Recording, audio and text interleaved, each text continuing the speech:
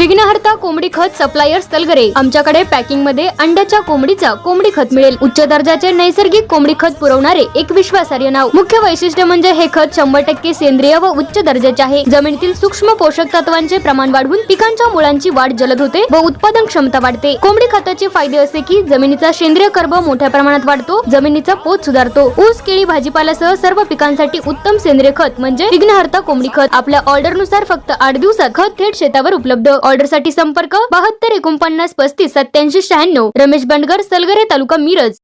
प्रत्येक बातमीतील घटनेच्या वास्तविकतेची तुलना थेट पाहत रहा चांगली अपडेट। मिरज तालुक्यातील सलगरे येथे प्राथमिक आरोग्य केंद्राच्या वतीने आयोजित करण्यात आलेल्या पल्स पोलिओ लसीकरण मोहिमेचा शुभारंभ रविवार दिनांक 28 जून 2026 रोजी उत्साहात पार पडला। या मोहिमेच्या शुभारंभ प्रसंगी मिरज पंचायत समितीच्या सदस्या सुजाता विजय पाटील प्रमुख उपस्थित होत्या। त्यांनी लहान बालकांच्या आरोग्याच्या दृष्टीने पल्स पोलिओ लसीकरणाचे महत्त्व अधोरेखित करत प्रत्येक पालकाने आपल्या 5 वर्षांखालील बालकाला पोलिओचे 2 थेंब देऊन या मोहिमेत सक्रिय सहभाग नोंदवावा असे आवाहन केले। यावेळी उपस्थित पालकांना पोलिओ मुक्त समाज घडवण्यासाठी लसीकरणाचे महत्त्व समजावून सांगण्यात आले।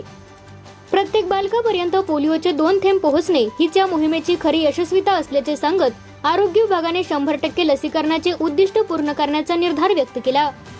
या प्रसंगी आरोग्य विभागाचे अधिकारी, कर्मचारी, आशा सेविका तसेच ग्रामस्थ मोठ्या संख्येने उपस्थित होते।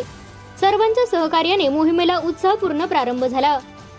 दरम्यान पंचायत समिती सदस्या सुजाता विजय पाटील यांनी सलगरे येथील लसीकरण केंद्राला भेट देऊन लसीकरणाच्या कामकाजाची पाहणी केली। त्यानंतर त्यांनी चाबुकस्वारवाडी येथील पल्स पोलिओ लसीकरण केंद्रालाही भेट देत तेथील व्यवस्थेची माहिती घेतली।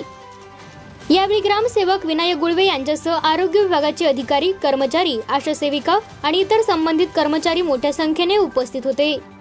लसीकरण मोहिमेचे काम प्रभावीपणे आणि 100% यशस्वी करण्यासाठी सर्वांनी समन्वयाने कार्य करण्याचे आवाहन सुजाता पाटील यांनी केले। तसेच प्रत्येक बालकापर्यंत पोलिओ प्रतिबंधक डोस पोहोचावा यासाठी आरोग्य यंत्रणा आणि ग्रामस्थांनी संयुक्तपणे प्रयत्न करावेत असेही त्यांनी यावेळी सांगितले।